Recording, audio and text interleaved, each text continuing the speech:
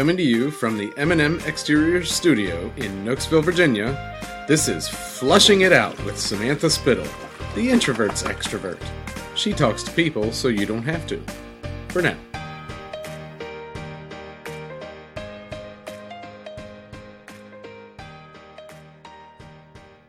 I want to hear about the TED Talk. Oh, okay. So how did that come about? Because that was huge for your business and yourself. It's crazy. Yes, it was huge. So it was 2017. My son was dating this lovely girl. I love her. And she and I were at the mall. He was babysitting. So it was kind of a reversal there. I was out with her. He was babysitting. Anyway, Fun. We were at the mall and we were getting smoothies. And she just asked, which is, I thought she was only 16 at the time. Very insightful question. She said, Mrs. Thomas, if you could do anything in the world, what would it be? And at that point in my life, I wasn't doing a lot of that type of introspection. So I thought, And so it came to me pretty quickly. And I said, I would do speaking. And I said, and I would speak on big stages to a lot of people, and I would travel around to speak. And I'd never said those words out loud. And I'd never really let myself even think them. Mm-hmm. And I'm not sure why it came out in the middle of the Dulles Mall, but it did. And it was just that moment and her asking me, and so genuine and innocent. And so that was a Saturday night. Monday morning, I was in the shower. And I mentioned earlier, one of the ways to get unstuck is to move. But my best ideas are either moving or showering. Yes. And so, yes, always in the shower. So I was in the shower and my talk came to me. It started to unfold in the shower because I thought, well, what would I say? And at the time I wasn't thinking TED Talk, whatever. But if you were to speak, what would you speak about? What would your message be? What would my message be? And most of it, almost all of it, just really came to me in the shower. Even I start my TED Talk with the word overwhelmed, and I let that word hang there for a second. And even that came to me very specifically. Like, this is what you need to talk to people about, being overwhelmed. How do you get out of that? People don't want to be overwhelmed. And what do they want? They want peace. And so how do you get there? What causes the overwhelm? How do you get to the, anyway, it's just all like, bleh, just like started coming out in my brain in the shower. And so 3 hours later, I got a phone call from my son, someone I'd known for a lot of years. He had coached my son in track, and unbeknownst to me, I was completely unaware, he had applied for the TEDx license for Ashburn. And it's a long process. And they're very picky about who they give it to and the processes that you follow and things like that. And so he had applied, but the actual license hadn't come through yet. So he had speakers lined up for this event that I didn't know anything about that didn't want, a couple people backed out. They didn't want to come to Ashburn, Virginia to speak to a room full of people. They wanted to do a TED Talk. And so they wanted to stand on the red dot. And so he was only 2 weeks out and he didn't have the license yet to call it TEDx Ashburn. And so a few people had backed out. Wow. And so he called and he was talking, and I still didn't even realize where he was going with this. And he was talking and he said, I think you have a message to share. And I said, it's so funny you say that, blah, blah, blah. And I kind of caught him up and I still wasn't getting it.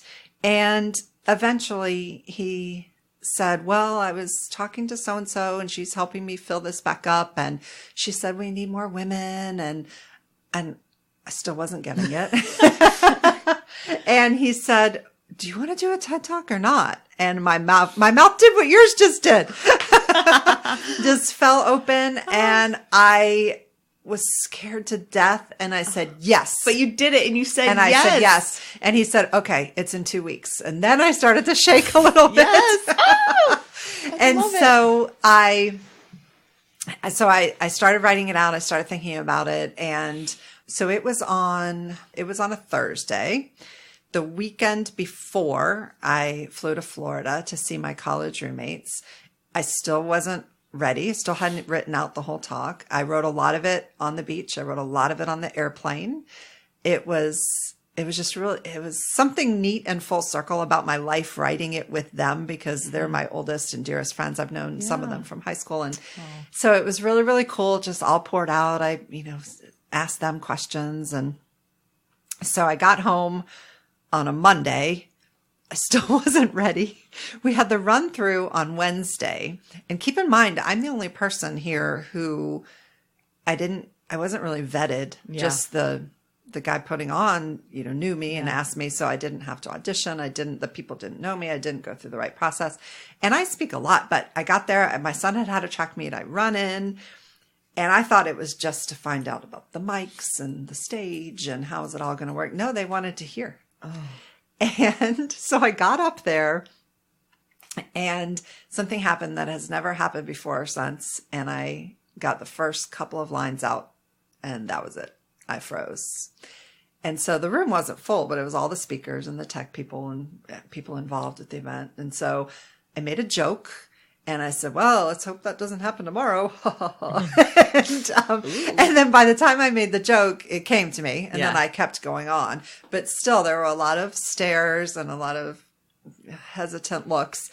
And so the next day it went great. I actually I've never done this before, but backstage I did like the whole Superman pose and I really did breathing exercises and I grounded myself into the earth, like everything I'd ever learned about how to be mindful. So here's the question. How did you not shut down? So the day before you froze. How did you not let that eat away at you all night until the next day?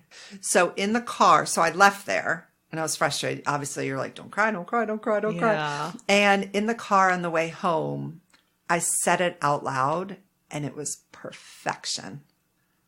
The whole talk? The whole talk. Oh my gosh. As I was driving, I did the whole talk. And my talk, I think on YouTube, it's 11 minutes and 44 seconds. But I did the entire thing in the car on the way home and it was perfect. And I thought, okay, no, that was just a glitch. That was just a glitch. Now, I ran through it a bunch more times, but I finished. Well, what was funny is during it. So when I watch back my talk, the beginning part makes me uncomfortable because I think I'm smiling too much. But what was happening is those people that had been there the night before, they're interspersed throughout the audience. And as I was talking and as I was going and I was up there and I was doing great, everyone in the audience was smiling and nodding like, oh my gosh, you're doing it. Good job. Thumbs up, thumbs up. And so I feel like I'm smiling too much when you watch it because what was happening is I was making eye contact with these people that were beyond relieved. Like, oh, thank goodness. She's not tanking. Oh, that's awesome. But the second I was done, go backstage and I came around and a bunch of my friends were there, which was really, really sweet. And a lot of people from my lead chair and just a lot of support. But I came around and my one friend was towards the back. So I sat down next to her and she said, you did great. And the first words out of my mouth is, I want to go again. I want to go again. It's like a roller coaster. Like when you go on a ride. Riding a roller coaster for the first time. And so you either get off the ride and you're like, never doing that again. Or you get off and you're like, yes. Yeah. Yes. I want to do that. Yeah. That's so I went live, I have not gone live, would not do it, finally did it. I literally hit end. I thought of a joke and I look at Jeremy and I said, I want to go live again to say this joke. And he's like, no, it's too much. Because I was like, is that too much to just do it again? Just cool it. Save it for tomorrow. Exactly. Yeah. But it's so funny that I would like to do another one though. And I think, because that was 2017 and I think a lot has changed. I've changed and I didn't watch back my video for 2 years, the whole thing. Well, I watched it once and then I never watched the whole thing again. And it wasn't that this is getting super personal, but it wasn't that I didn't like it or I didn't like watching myself or hearing your voice, because we all hear our voice. But honestly, the part we talked about earlier, like the change as a result of action and action as a result of decision.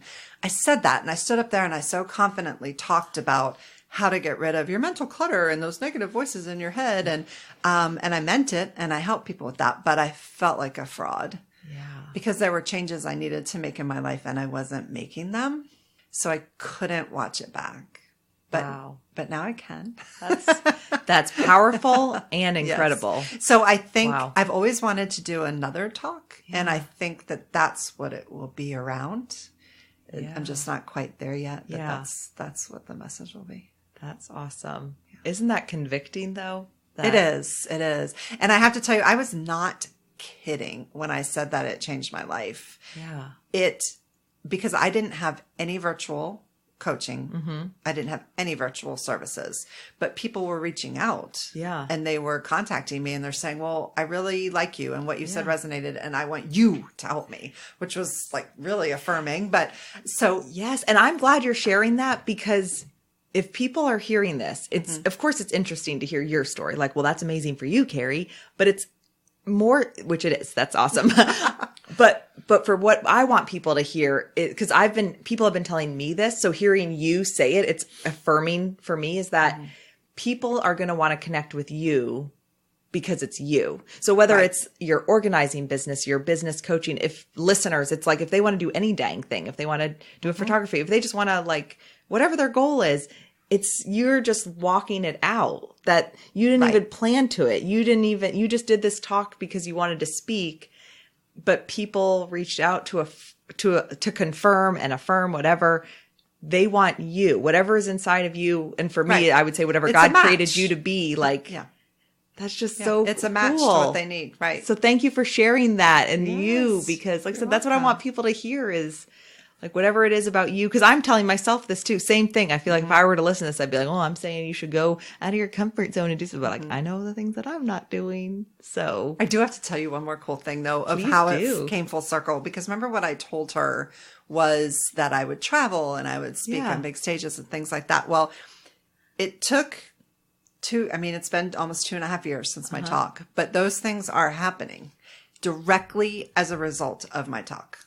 so crazy. So I'm speaking in November to my first true big crowd. He said there'll be anywhere from 500 to 1,500 people there. Awesome. So that's my first truly big crowd. And then just yesterday, I confirmed my first overnight, like actual traveling 2 times next year, once in July and once in October. I will be speaking to an executive women's retreat at a like world-class resort. That's incredible. And if you need someone to go with you, yes, I am available. Sadly, it's only been 24 hours and you're already like 5th in line. I know. Dang it. You know, everyone you mentioned that to is like, I'm there. Exactly. I'm there. But it's really like, happening. congratulations. And so I think it was a big lesson to me because I was always minimizing my dreams. Yeah. And she made me say them out loud and they're actually really happening. And if you go back, I mean, if I she need to wouldn't- take her. Yes. That's what I need to do. There you go. I need to take her with me. There you go. But that's so if she wouldn't have, it's crazy how that one question kind of started peeling back those layers in you. It's amazing. It all lined up from ways that we just didn't even think about. Any other thoughts from you, Jeremy? Oh, so there was a one point in the beginning where there was the question, what's the worst that can happen? Mm-hmm. And you always tell the story about what's the worst that can happen. So I was surprised you didn't throw that out there. I'm trying not to always talk. I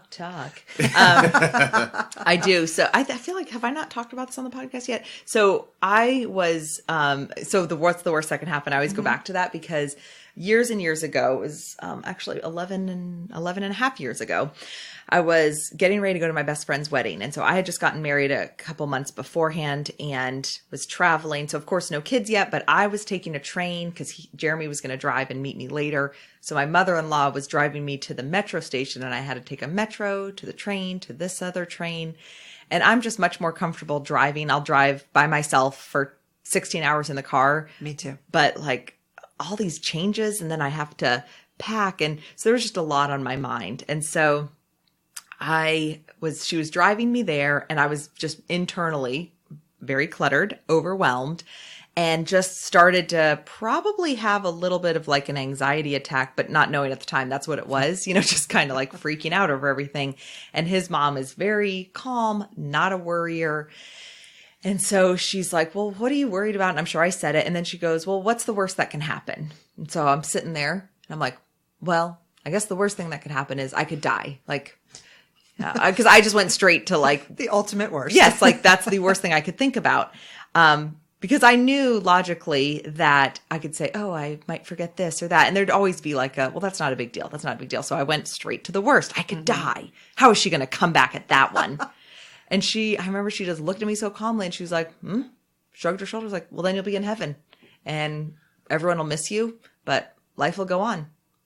And it was like, dang, you're right. Like, if death, and I mean, whatever your thoughts are on death, but for me, if that's, you're right. Like, life will move on. And yeah, it'll be sad, but so like all the other stuff, like that was the biggest thing I could think of.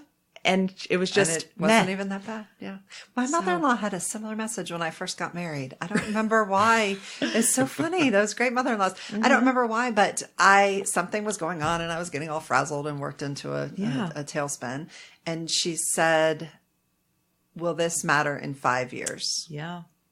And she said, just use that as a guiding question. If it won't matter in 5 years, then you can relax a little bit. If it will, then yes, you need to figure it out. But will it matter in 5 years? So good. Such wisdom. I feel like my mom did the same thing. I remember being on a road trip and the kids, I had toddler and babies and I was freaking out. And I remember her just kind of like, it's just not, you have the perspective of life when you realize, I think that's why when you look back, you're like, oh, it seemed like such a big deal and so overwhelming. I always tell people if there's one thing I could change about raising my kids, I would worry a lot less about what they were wearing. Oh, girl, you're speaking my language.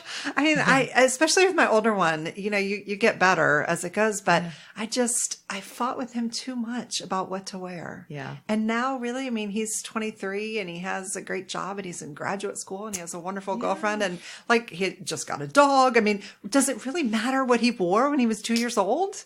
Like that is the one thing I would change. I love it. So I've gotten that advice. I feel like because I just love chatting with people. And so for me, that's something I took off the beam many, many years ago. So the kids, Connor just went to church last week in like athletic clothes because he got himself dressed and then he wasn't going to go because I was homesick. I mean, my daughter was homesick.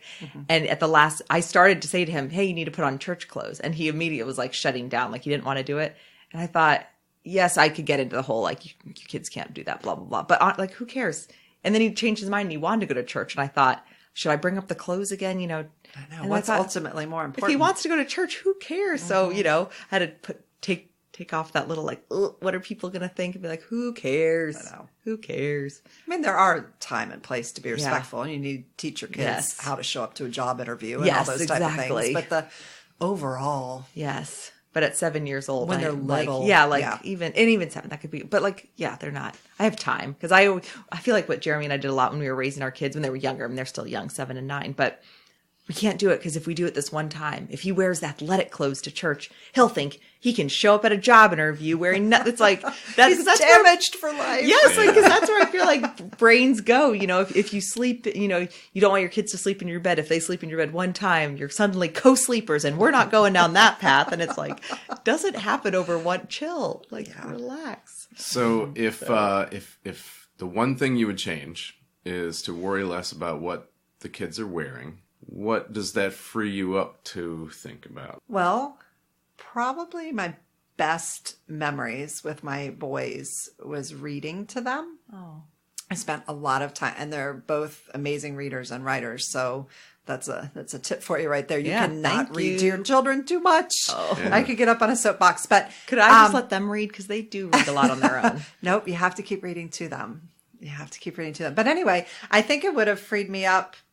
Like, let's read one more book before we leave the house kind of thing, like instead of fighting or tears, or it just would have been more relaxed. I mean, I want them to think back and we talked about when you state your vision, like you have to, like, what's the feeling? Yeah. And so I want them to think back and remember the feeling of my love. Yeah. Like I tell clients that all the time, they're not going to remember if your kitchen counter was always clean. Mm-hmm. They're going to remember what it felt like to be in your kitchen. Yeah. It's two very different things. I bet if your sons were here, I wish we could call them up right now. Because I bet they would say, Mom, I did feel all that, So I think it's more you to feel that. Probably. Because I bet for our kids, they do feel so much of that. And so it's for us. I think about what's the stress that I was under so that I could have enjoyed the moment more. That's good. Because I bet they have all those happy memories, but for you to have that, I don't know, just my little take. No, you're probably right. So, because I think about that, we did some parenting stuff, read some books of, I don't know, when I was just dealing with the stress of it. And I remember one of the things was the family mantra. Oh, I should have said this earlier. Sorry, go please. on. I'll come back to it. Oh, but just, oh, good. I'm glad it sparked it. But for us, it was happy, peaceful, loving home. And so we've said that with the kids, like, okay, we want it to be a happy, peaceful, loving place. And it can still be crazy, but peaceful as far as like just feeling good. So we use that as going back to, is that on par with how we want to live our life? So anyway, what did it spark? No, it just sparked it. You said like, what's a book that was life-changing? And my kids are past this, but it keeps coming up with friends. And I keep passing this book around. It's called Yes, Your Teen is Crazy. And again, I'm bad with names. I don't remember the author. Okay. Yes, but Your Teen is Crazy. It is the only book that I've ever seen my husband read cover to cover. And I think he read it 2 or 3 times cover to cover. Wow. We've loaned it out to 10, 12 friends.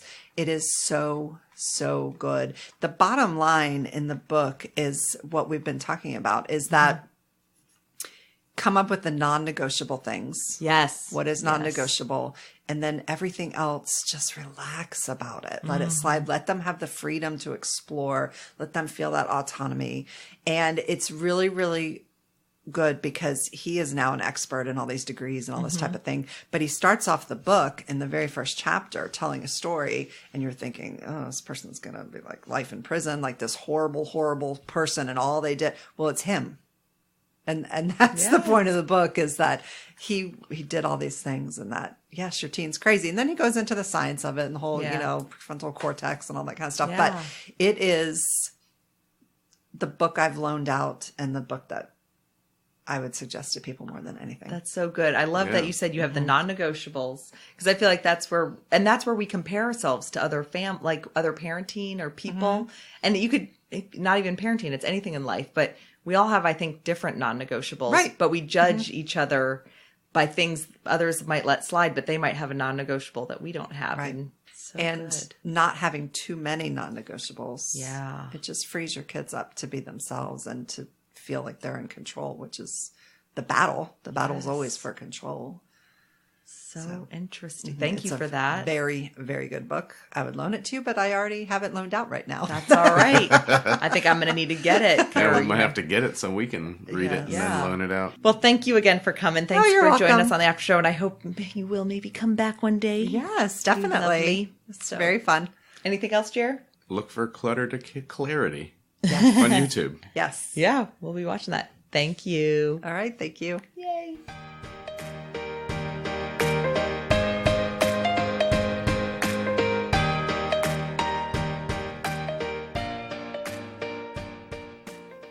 And that's a wrap for now. Thanks for listening to Flushing It Out with Samantha Spittle. Music provided by twinmusicom.org. Song titled Night at the Dance Hall. Sound editing by me, Jeremy Spittle. A special thanks to our studio sponsor, M&M Exteriors. Visit their website at mmexteriors.com for all of your roofing, siding, and gutter needs in the Northern Virginia area. Visit our website at flushingitout.com and be sure to subscribe. This has been a Spitfire production. That was the greatest thing I've ever heard.